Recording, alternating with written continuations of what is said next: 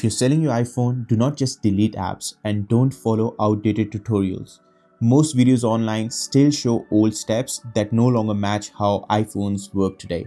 This video is fully up to date and I'll show you the correct way to erase your iPhone safely before selling it.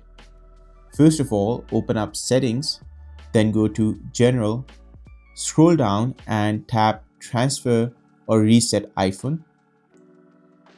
Then tap Erase all content and settings. This is the only screen you should use.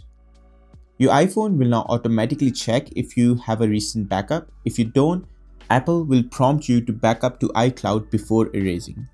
You can back up now or continue if you already have one. Once you move past this screen, there is no way to recover your data. So make sure you back up your data if you haven't already. Next, you'll be asked to enter your Apple ID password.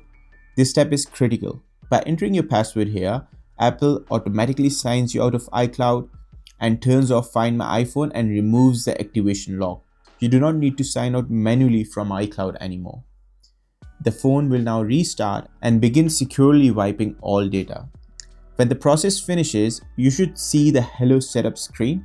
This confirms the iPhone is fully erased and removed from your Apple ID and ready for the next owner.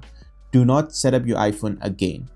This is the most up-to-date erase method. Most tutorials online are outdated and show steps that are no longer required.